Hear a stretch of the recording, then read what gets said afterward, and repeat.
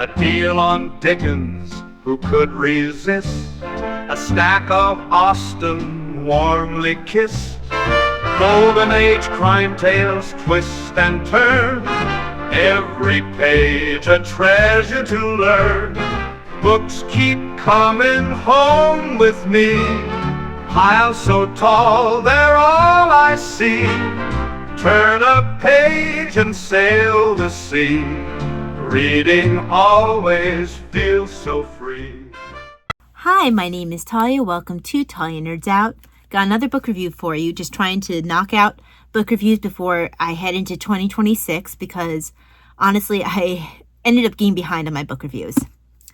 So this review is going to be for John Quincy Adams by Harlow Giles Unger. And this was recommended to me by Arion of Book Zealots. I'm really glad that I picked it up. For one thing, it's the continuation of the journey I've been making with the Adamses.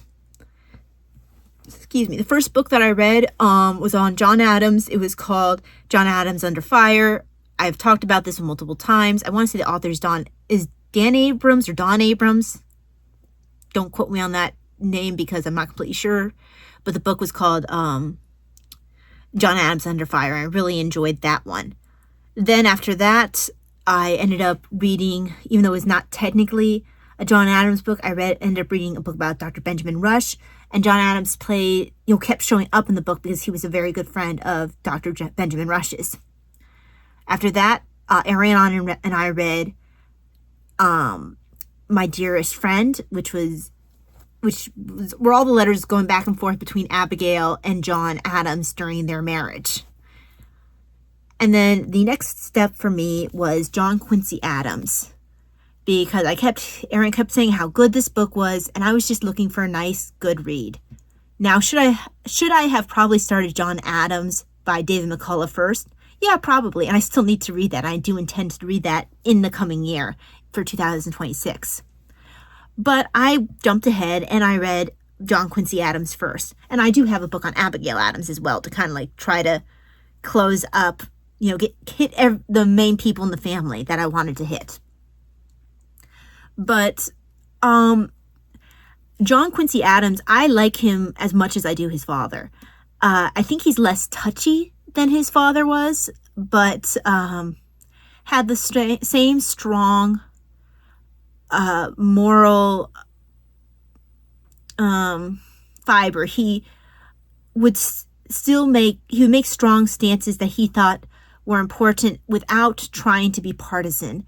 And there's a point where, first of all, he congratulates his father on not behaving in a way that's too partisan. And there's a point where he also says that he makes a conscious effort to not, even if it means that it's going to affect his career, he is going to do what he thinks is right and not just, walk the party line. And there were many points during his career where he had people on both sides who were very upset with him because he did not just toe the party line. He went with what he thought was right.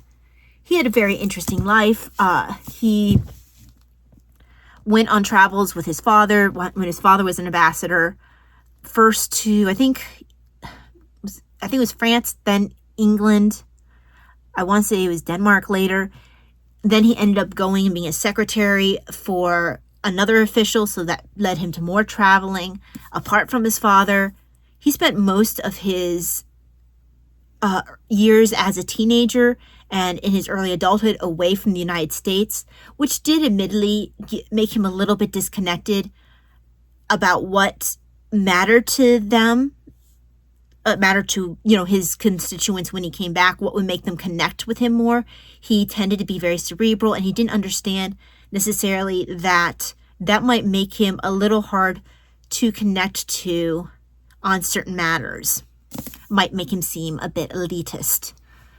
But he really did want to have his constituents' interests at heart, and not just the people who, were in Massachusetts, not just the people who put him in his office, whatever his office happened to be at the time, but those who were Americans who didn't have anyone who would listen to them.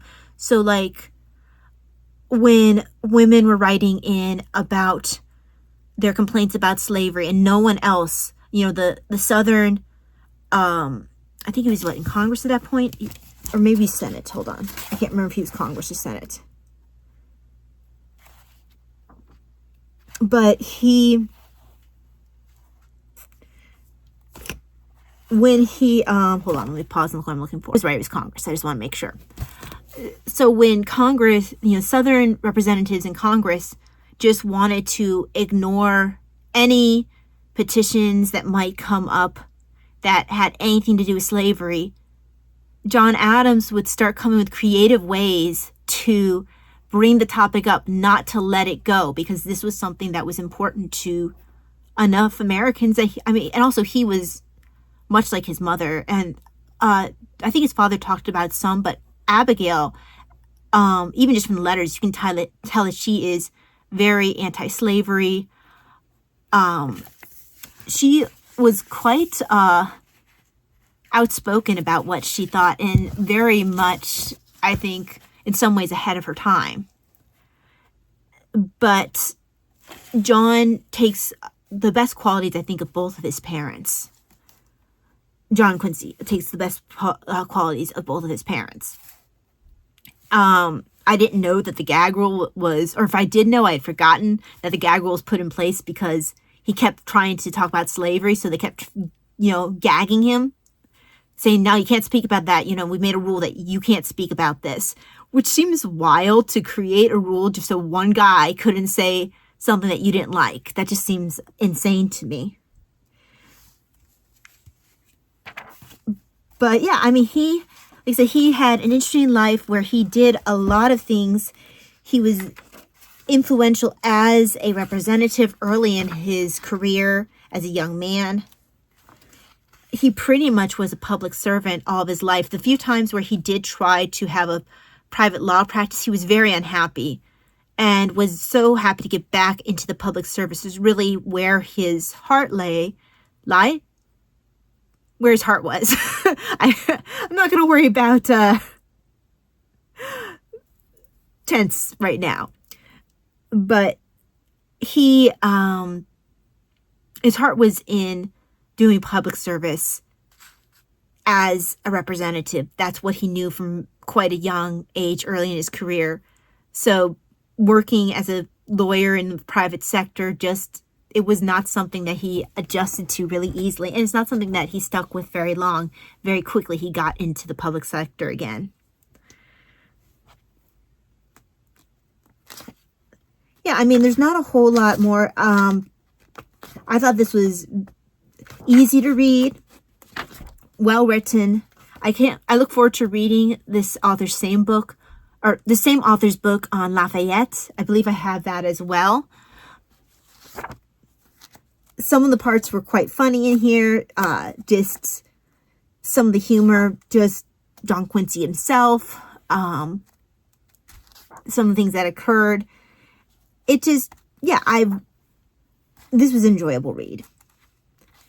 Now, John Adams worked very hard to make sure that it did not appear that John Quincy was getting his position, whatever it happened to be, because of who he was, because of the fact that he was John Adams's son, particularly when John Adams was vice president and president. Washington made a special point of personally insisting that John Quincy have a certain, I want to say it was a position as, I think it's here,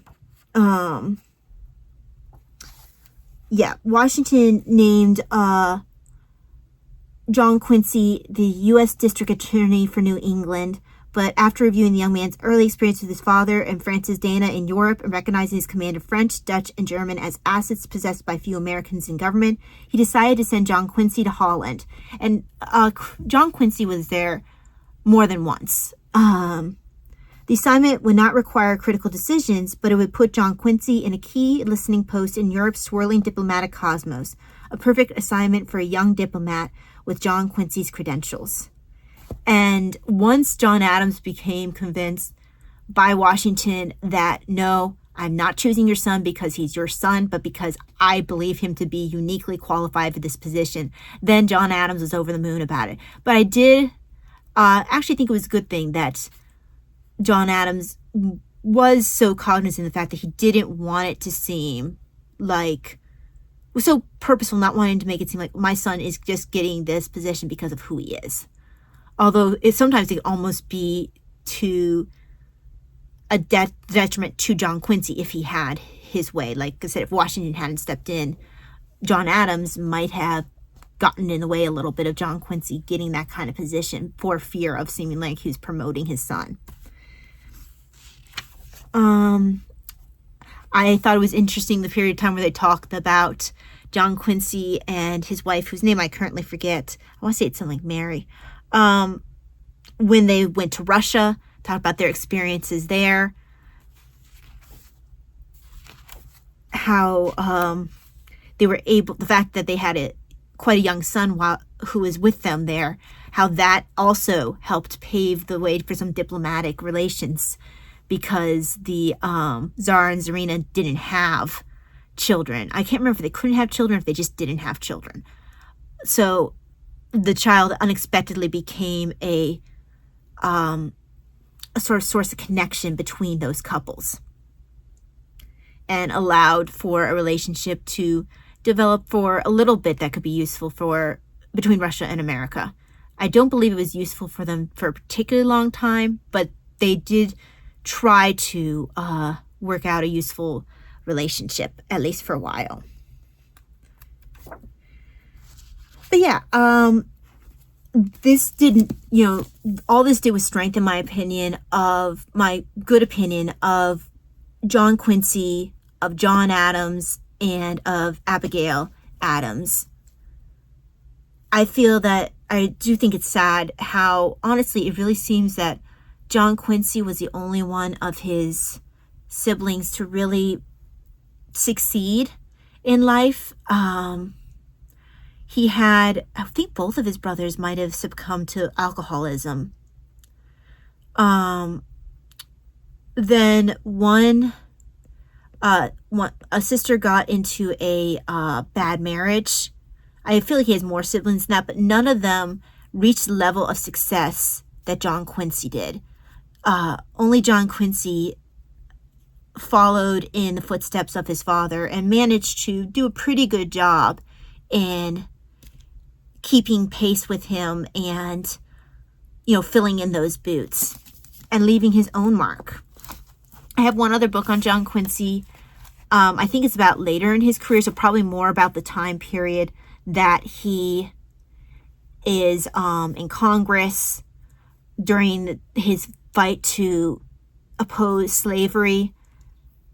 I thought it was amazing how he literally continued going to work until he died.